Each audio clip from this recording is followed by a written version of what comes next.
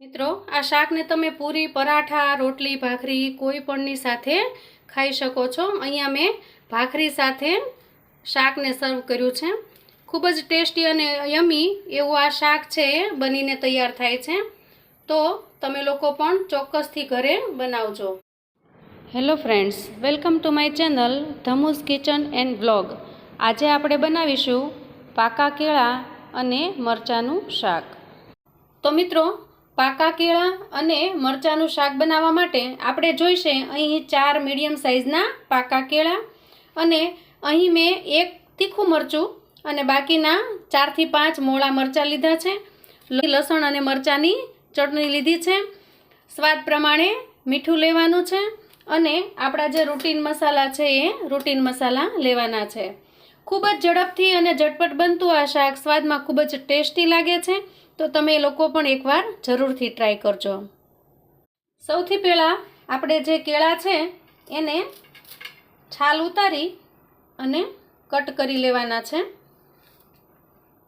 આવી રીતે આ પાકા કેળાનું શાક છે એને તમે ફરાળમાં પણ લઈ શકો છો, તો પછી તમારે લસણની ચટણીની જગ્યાએ ખાલી સાદું મરચું વાપરવાનું રહે। આ શાક છે એને તમે ફરાળમાં પણ ખૂબ મસ્ત અને ટેસ્ટી યમી ફરાળી શાક તરીકે તમે બનાવી શકો છો।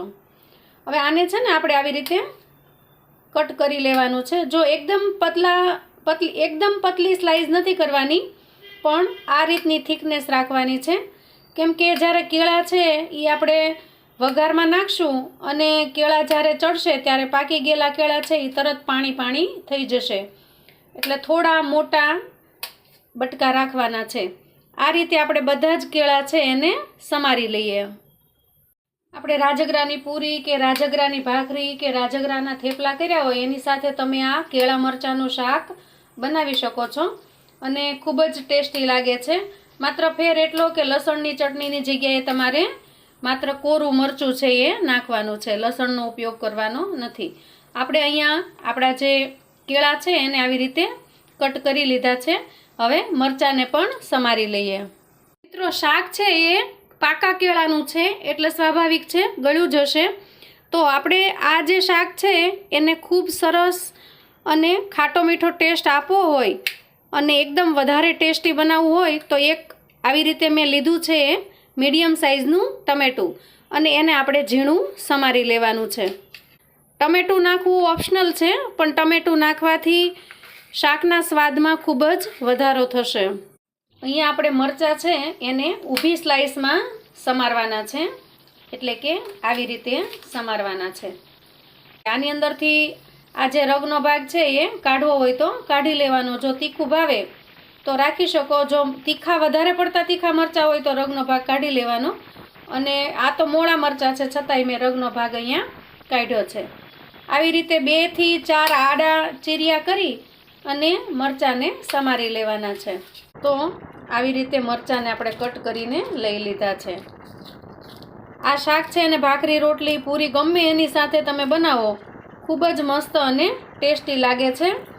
આ શાક છે એટલું ગળપણવાળું હોય છે, ગળ્યું શાક ભાવતું હશે એને તો પાકા કેળા અને મરચાંનું શાક બહુ જ ભાવશે। તમે લોકો જો કેળાનું કે મરચાંનું શાક બનાવતા હો તો કઈ રીતે બનાવો છો એ મને જરાક કોમેન્ટ કરીને કહેજો। મિત્રો, તમે કોમેન્ટ કરતા રહેજો જેથી કરીને મને ખ્યાલ આવે કે મારી રેસીપી તમને ગમે છે કે નહીં એમ। આપણે અહીંયા બધા જ મરચાં છે એને સમારી લીધા છે। અહીંયા મેં મોટો ચમચો ભરાય એટલું તેલ લઈ લીધું છે। આટલા તેલની અંદર પણ આપણું જે શાક છે ખૂબ જ સરસ બનીને તૈયાર થાય છે। આની અંદર તેલ ઓછું હોય તો પણ શાક સરસ બને છે। એના અંદર નાખીશું 1 ચમચી જેટલું જીરું। આ શાકની અંદર જીરુંનો સ્વાદ પણ ખૂબ સરસ લાગે છે।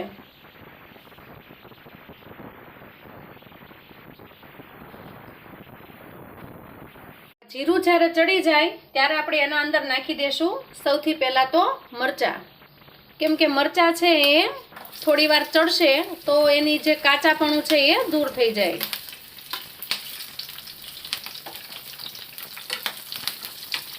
મરચાંના બી ઉડતા હોય છે તો એમાં ખાસ ધ્યાન રાખવું, નહીંતર દાજી જવાય।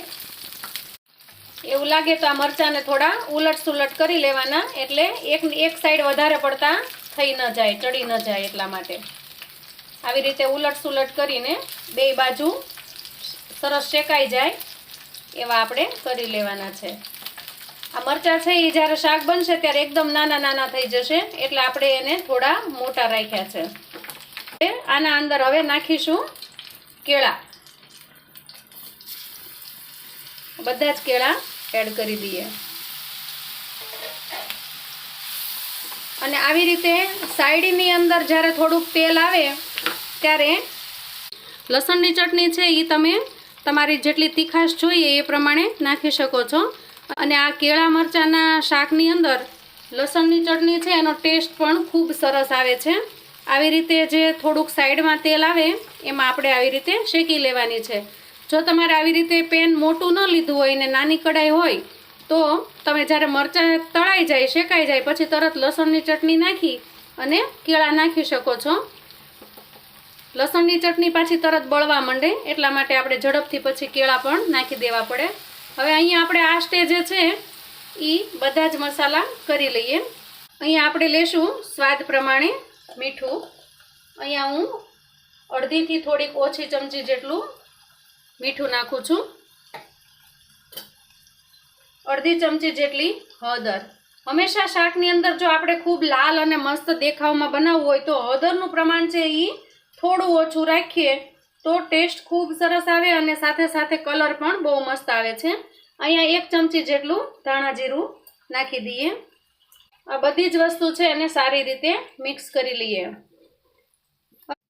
અહીં આપણે બધા જ મસાલા એડ કરી દીધા છે અને હવે ઉમેરી દેશું એકદમ ઝીણા સમારેલા ટમેટાના પીસ. મિત્રો આ શાકની અંદર ટમેટાનો ઉમેરો કરવાથી તમારું શાક છે એ ટેસ્ટમાં ખૂબ જ લાજવાબ બની જશે. આ રેસીપી છે એકદમ યુનિક અને અલગ છે. આને તમે ભાત, પૂરી, પરોઠા, રોટલી ગમે તેની સાથે ખાઈ શકો છો. જો આપણા કેળા છે એકદમ સરસ નરમ પણ થઈ ગયા છે. હવે આ સ્ટેજે છે જો તમારે થોડો રસો કરવો હોય તો પાણી ઉમેરવાનું, નહીંતર આ શાકની અંદર પાણી બિલકુલ નાખવાની જરૂર નથી. આ ફ્રીજની અંદર મૂકી રાખો તો આ શાક છે એ 2 દિવસ સુધી સારું પણ રહે છે.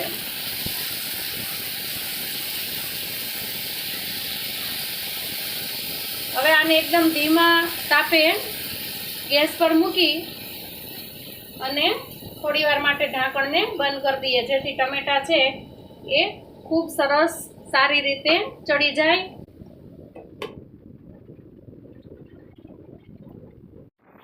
તો મિત્રો લગભગ 20 થી 30 સેકન્ડ થઈ છે અને આપણું શાક છે એ રેડી છે.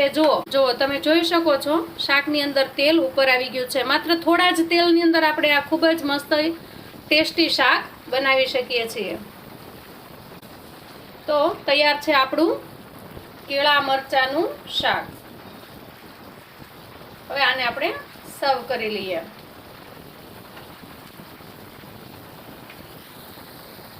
મિત્રો આપણે હવે પાકા કેળા મરચાંનું શાક છે એને સર્વ કરી લઈએ. જો કેટલું સરસ યમી અને ટેસ્ટી બન્યું છે. લુક પણ ખૂબ સરસ આવે છે અને ટેસ્ટ પણ ખૂબ જ સરસ આવે છે. હવે એને આપણે કોથમીરથી ગાર્નિશ કરી લઈએ. તો મિત્રો આવી અવનવી વાનગીના વિડીયો જોવા માટે જો તમે ચેનલ પર નવા હો તો ચેનલને સબસ્ક્રાઈબ કરો. વિડીયો ગમે તો લાઈક અને શેર કરો અને મારા નવા વિડીયોના નોટિફિકેશન માટે બેલ આઇકનને જરૂર દબાવો. તો મિત્રો આવી ખૂબ સરસ યુનિક અને અલગ વાનગી છે. તમે ઘરે પણ ટ્રાય કરજો. આવજો મિત્રો.